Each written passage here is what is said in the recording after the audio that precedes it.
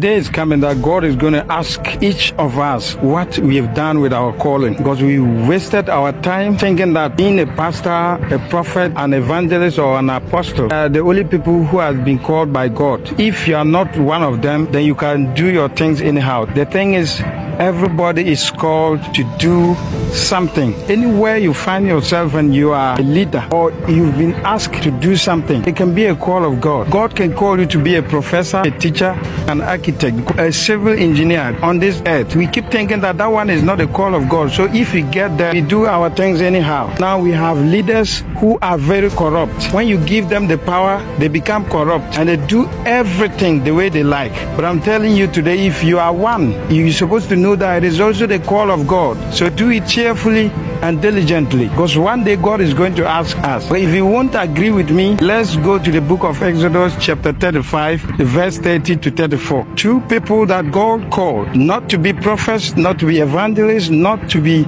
spiritualists, but God called them to help in the design of the tabernacle. God called them and gave them the knowledge to do every kind of design, carving wood, doing all kinds of designs in the tabernacles. But what do we do today? We think someone who is working outside the church is not a call of God. So we have people who are teachers today, they don't care. People who are leading, political leaders, don't care, because they think that one is not a call of God. One day God is going to ask everyone. Remember, in the Bible, there are many examples about that. God called people to work. Solomon was called by God to be a king, not a prophet. David was called by God to be a king. Aholiab and Bezalel in Exodus chapter 35, verse 30 to 34. They were called by God not to be prophets, but to come and do designs in the church. Nehemiah was the one who led the people of Israel to go back and build the temple. He was not a prophet, but was also a call. The king of Persia, King Cyrus, he was called by God to deliver the people of God, to help them build the temple. He was not a prophet. So my advice for you, whatever work that you are doing, make sure you do it well, because it is the call of God for you to do that. We were called differently. So if you are called to be a professor, do it well. If you are called to be a teacher, do it well. If you are called to be a motivational speaker, do it well.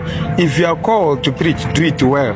If you are called to be a political leader, do it well. If you are called to do any kind of work on this earth, do it well. You must do your own work so that one day God will pay you for that. Otherwise, God is going to ask you, what have you been doing with your calling?